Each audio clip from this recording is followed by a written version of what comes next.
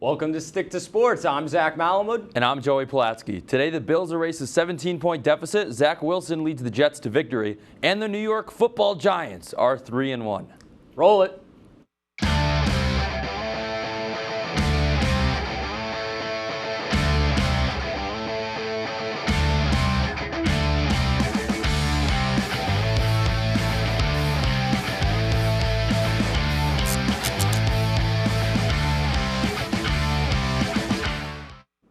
The Buffalo Bills pulled off a huge comeback in rainy Baltimore to defeat the Ravens 23-20. Tyler Bass sealed the game with a game-winning field goal, a 23-yard field goal as time expired. However, this came after the Ravens decided to go for it on a 4th and goal with 4 minutes remaining and the game tied. Jordan Poyer intercepted Lamar Jackson's pass and the Bills won the game. Joey, did Ravens coach John Harbaugh make the right decision here? Zach, I think he absolutely made the right decision. When you look at where the game was and how the Bills just had all the momentum. I mean, it was 20-3 in the first quarter, and then it was all Bills the rest of the way. Harbaugh said in the postgame presser he thought that the Bills would score a touchdown and they'd be forced into overtime. And he said that he trusted the Ravens' defense, but he didn't say he trusted the Ravens' offense. I don't blame him for that. The Ravens, again, hadn't scored a touchdown since the first quarter. You can't take that game at overtime. That was the best spot your offense was going to be in. You got to say one shot at the end zone. If not, let Tyler Bass come beat us and have their shot. But with what that offense did the entire second half, he made the right decision. Yeah, I see both sides of it. The defense is awful for Baltimore. They're one of the worst in all of football. And you know that when the Bills go the other way, you're going to think that they're going to score. Josh Allen at the quarterback position, they were on a 17-0 run from the end of the second quarter to the end of the game. And you have to think that the Bills are going to score on that. So I see why John Harbaugh went for it. However, I would take the points. In those games, if you get the points, you're forcing the Bills to maybe get a touchdown and eventually win the game. And if they do, it is what it is. In this case, I do think that he got it wrong, and that's probably just because they ended up not converting. And Zach, it was just the third time in Lamar's career that he was a home underdog. Now, he was 2-0 as a home underdog in that going into the Sunday. Now 2-1, first time he falls as a home dog. Zach Wilson led the Jets to the end zone on the final offensive drive of the day as Gangrene Nation knocked off the Steelers 24-20. Wilson threw for 252 yards and a touchdown, while the Steelers quarterback duo of Mitch Trubisky and Kenny Pickett combined for 4 picks. Zach, what were your first impressions of Zach Wilson's season debut? I'm going to say this very nicely. It was all right. I think that it wasn't great. They did get a comeback in the end. I do think that Zach Wilson, on one hand, tries way too much to do too much. He does too much, and that is the same as quarterback Tua Tagovailoa, and that's one of his weaknesses. Coming with that is injuries. I think that's a big worry for Zach Wilson. If you continue to keep going in the play, you're going to get hurt at some point, and the Jets really need him. They do.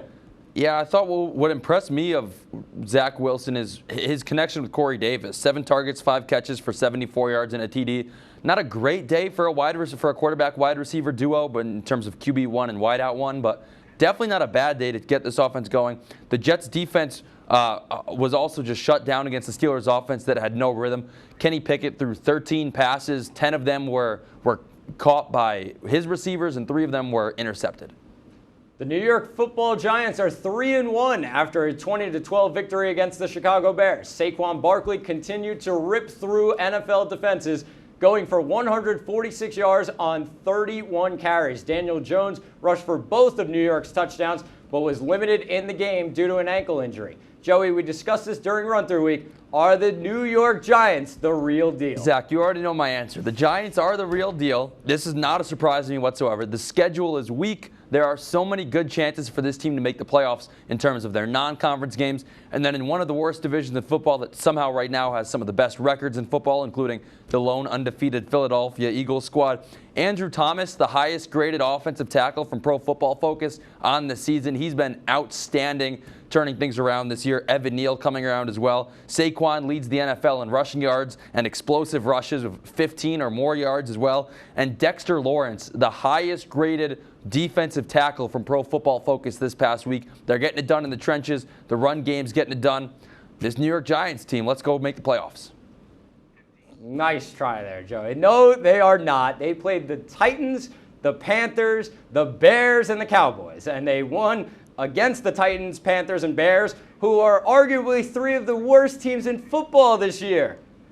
They lost to the Cowboys. That's the tough team they lost against, and I don't think the Giants are the real deal. Sorry. If you look at the rest of the schedule, it's a lot of other teams that can be the worst team in football. So we saw a ton of good football on Sunday, all the way from the London game to the Mahomes versus Brady showdown in Sunday Night Football.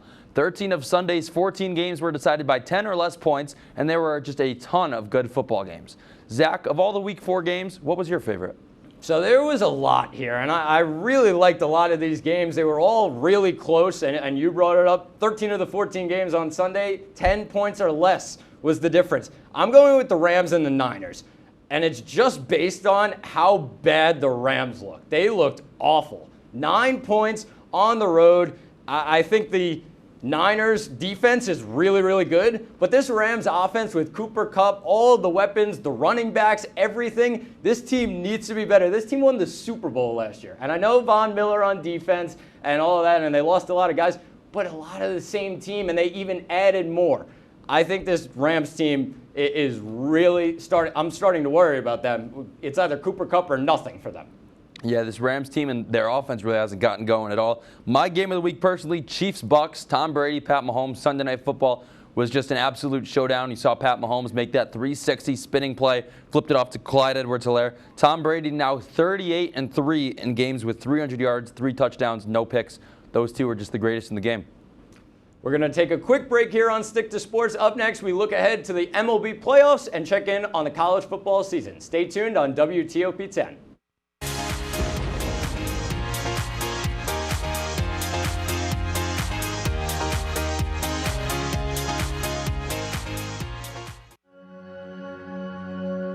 All across the country, people are coming together to speed up what we can learn about health.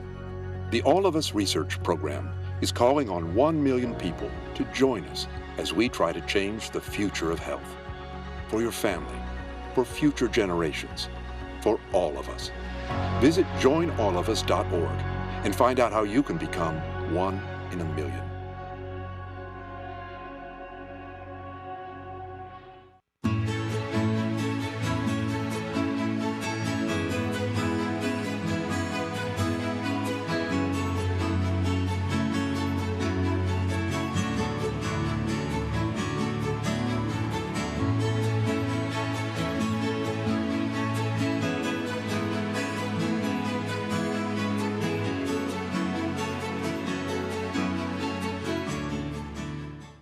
Our son Arjun was born with cystic fibrosis. CF is a genetic disease that shortens lives. When the foundation was founded in 1955, children with CF rarely live long enough to attend kindergarten.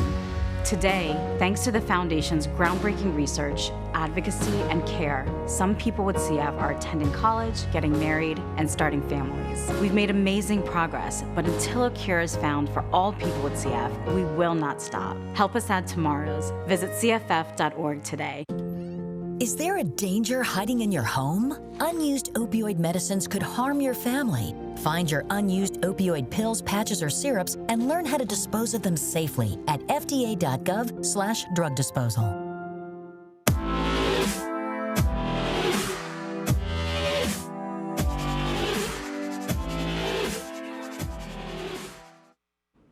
Welcome back to Stick to Sports. Look away, Mets fans. New York was swept in a crucial 3-game set against the Atlanta Braves over the weekend, almost completely diminishing their hopes of an NL East title.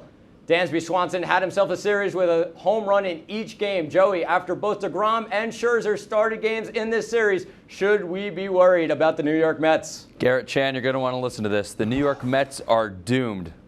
The San Diego Padres, Joe Musgrove, 1 earned run in his past 22 innings. Yu Darvish, 1.85 ERA across 6 starts in September. Blake Snell, 2 earned runs in his past 25 innings. Those are 3 guys that are peaking at the right time. Those 3 guys are shoving. It is a 2 of 3 set. When you're rolling Jacob deGrom and Max Scherzer in that 2 of 3, you really shouldn't lose. But deGrom had a 4.5 ERA across 5 September starts. He's not a gimme come October. Scherzer had a decent September as well. But the Padres, 2 of 3 with those 3 guys, give me San Diego. Yeah, I'm a little worried about the Mets, not going to lie. And they are going to be officially in the wild card. The Cardinals, let's say the Cardinals win the other series. I think the Mets will advance. Sorry, I do think they'll beat the Padres. But this team is not going to beat the LA Dodgers on the road. It's not going to happen. And their season's probably over. We do have breaking news on Stick to Sports. Game one.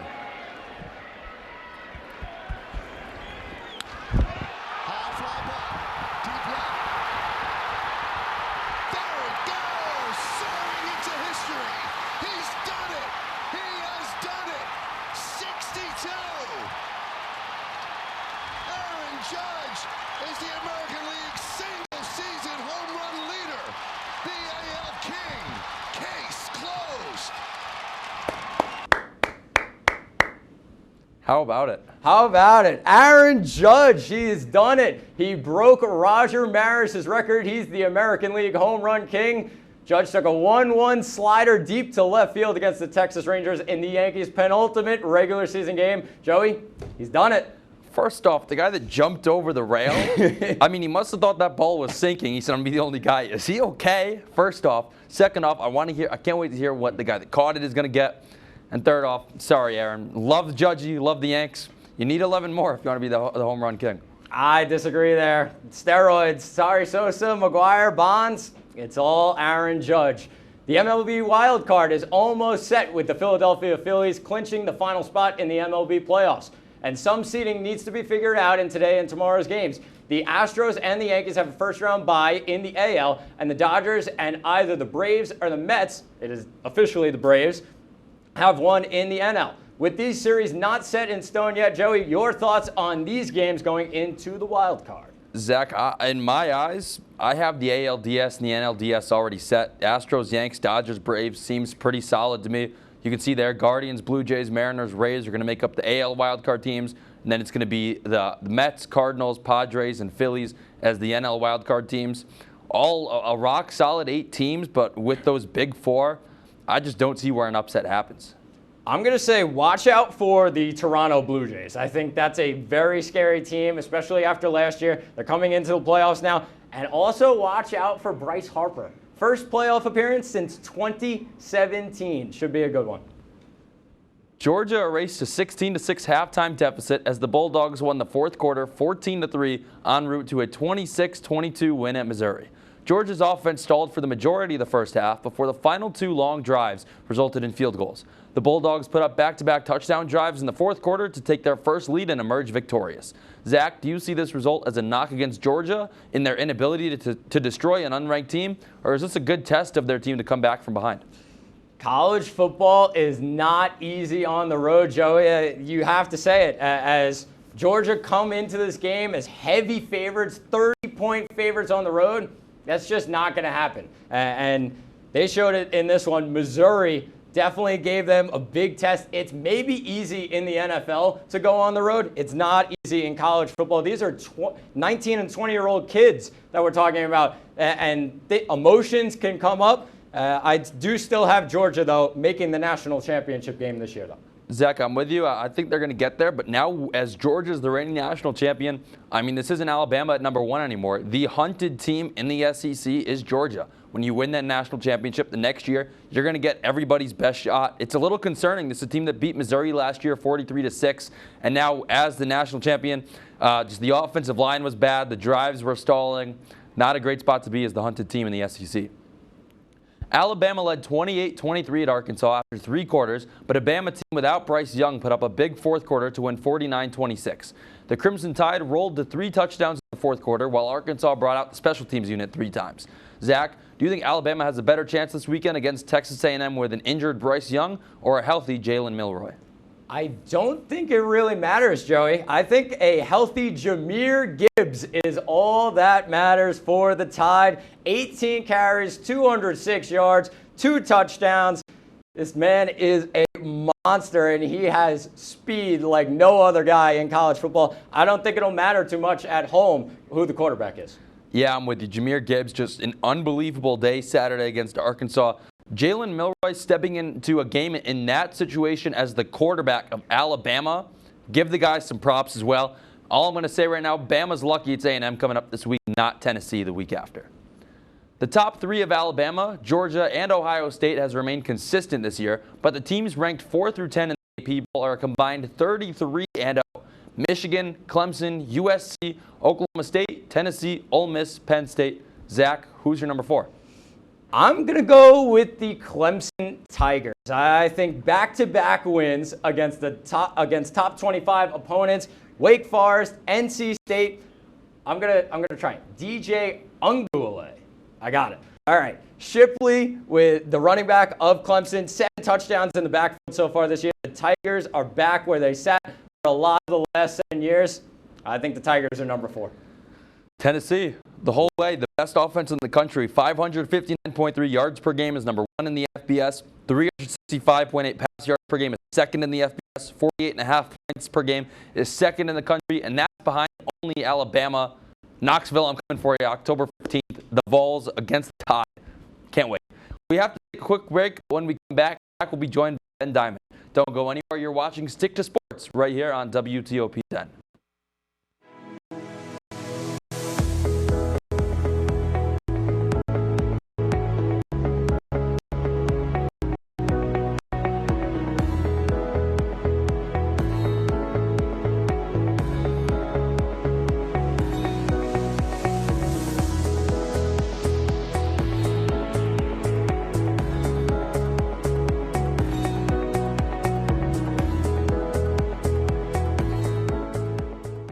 This job looks perfect. It says you need a high school diploma. You got one of those, right?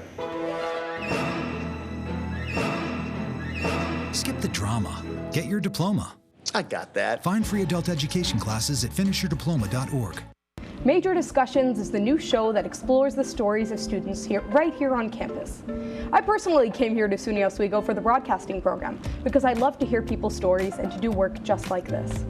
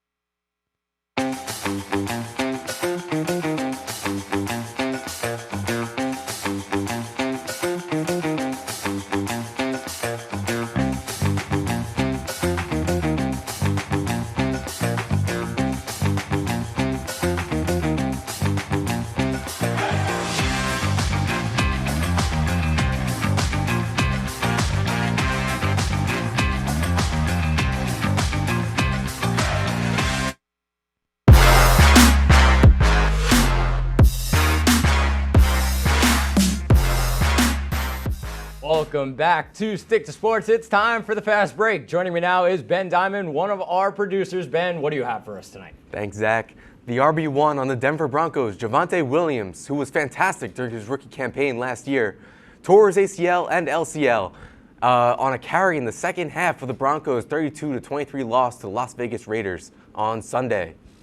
This is a huge blow for an offense that has already shown signs that it has trouble getting the ball down the field. Now the Broncos need Melvin Gordon to step up in Williams' absence, and many fans are worried as on Sunday, Gordon fumbled the football on his first carry in the game, surrendering a 68-yard scoop and score. Zach, do you think Broncos country should be worried? I do. I definitely think this hurts Denver, and Gordon's mainly a pure running back versus Javonte Williams, who was pretty much a pass catcher out of the backfield. They did lose to Vegas over the weekend. That could put Denver in the end of the season in last place in the AFC West. They brought in Russell Wilson to do big things in Denver this year. Losing Javonte Williams is massive for the Broncos. Yeah, it certainly is a really big blow. 903 yards and 4 touchdowns last year during his rookie season. But the Broncos did just sign Latavius Murray to back up Gordon. And I think that is a sign that they had their quick replacement, but I think that it still is a big role to fill heading into the rest of the season.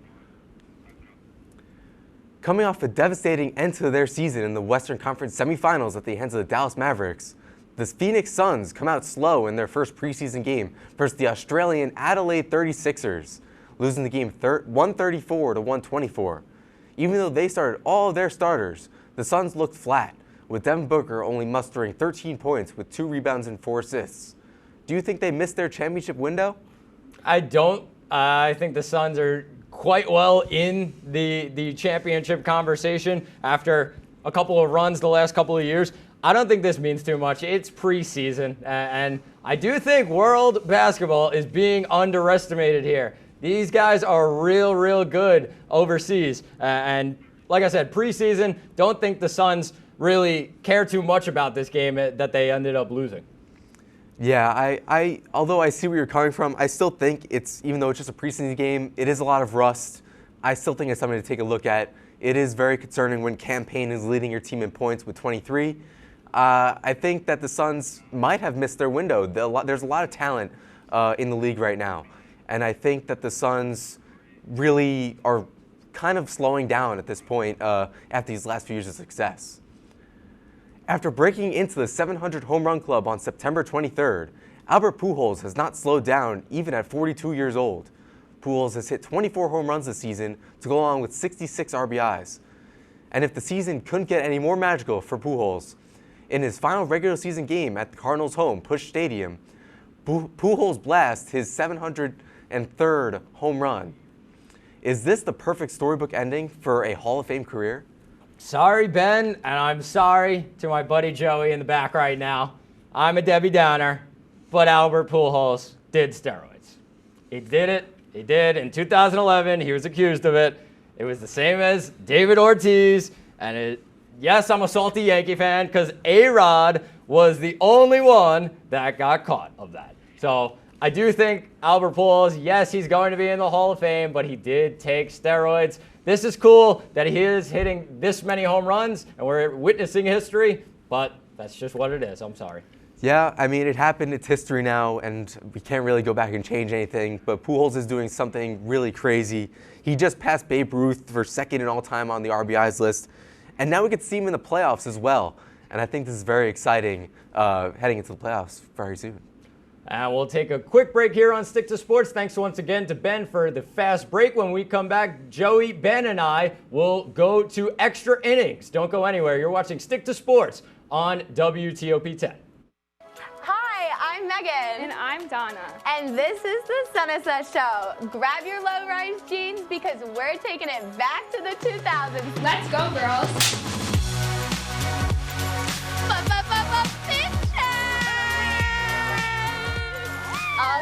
And low-rise jeans. Together. One of the boys. Boy. Sorry, it's my agent. He told me that you're canceled. Shebangy, shebangy, shebangy. Right.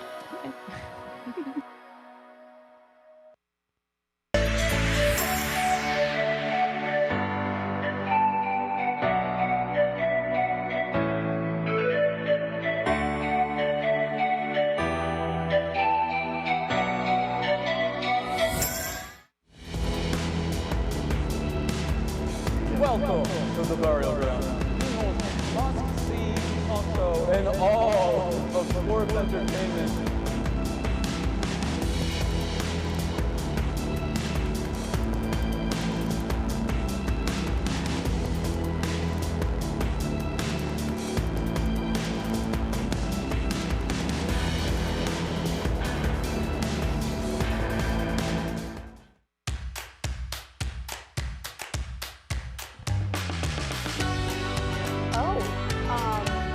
Welcome back to the Count of Lake Show, where we talk about anything and everything going on in our lives and yours. Well, my birthday was November 13th, so it's been quite some time. I think at the end we saw him get up. I did that.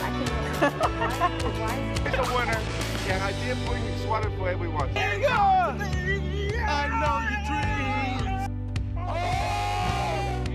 You started the paper throwing, just the immaturity. You lost before you even argued. Pretty insane that the Clippers, 10 of the last 11 postseasons, they're in there.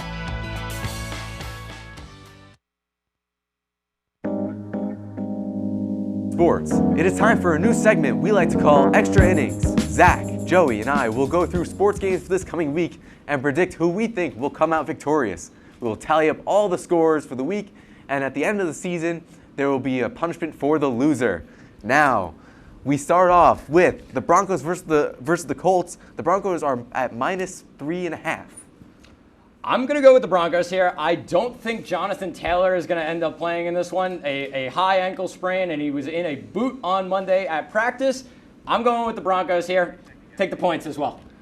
I mean, that's your X factor right there. If Jonathan Taylor goes, you take the Colts. If Jonathan Taylor doesn't go, you take the Broncos. As of right now, based off Zach's insider evidence saying that Jonathan Taylor was in the boot, I'm going to take the Broncos. Simple as that. Even though Javonte Williams is out for this one, still going to be the Broncos just because of the insider info there. To be honest, Jonathan Taylor's been a non-factor so far this season, so I'm going to go with the Colts. I'm going to go with the Colts. I'll disagree with both of you. I'm going to go with the Colts. Now let's move on to the Giants versus the Packers. The Packers are favorites at -8. Zach? I like the Packers. How can you go against Aaron Rodgers? I get it. Sorry, Joey. Yeah, it's not going to happen. In London, I'm picking the Packers over the Giants. Aaron Rodgers shouldn't be able to travel overseas in the first place, but we're not going to get into that. The New York Giants +8 with how good this team's been. Yes, this is the biggest test of the season. You're going overseas. Jet lag, who knows? Giants +8. Let's ride. Joey, you're incorrect. The Packers are going to win this game. The Giants have not played any solid team except for the Cowboys, who aren't even I wouldn't even call like great at this point in the season because we haven't seen much. But the Packers, they're the Packers. And it's Aaron Rodgers. You really can't go against them. Now let's move on. Speaking of the Cowboys, let's move on to the Cowboys versus the Rams. The Rams are favorites at -4.5, even though Zach had them at -17.5, like a college game day with Alabama. Oh yeah, there we go. Joey, give me the Rams. Just with they didn't look great, but I don't think the offense is going to string together that many bad games in a row. They'll figure this thing out. Give me the Rams with the points. Say it with me, Ben. How about them Cowboys? Rams stink right now. I'm taking the Cowboys. I 100% agree with Zach. There's no bias here whatsoever. No bias. Zero bias. Trust. And with that, we're going to move on because we already know that the Cowboys are going to win. The Bengals versus the Ravens. The Ravens in this matchup are favorites by -3. Zach, who do you got? I got the Ravens just based on the last two games. Massive leads and such big comebacks. Bills and the Dolphins, they won't lose 3 in a row. Ravens and the points.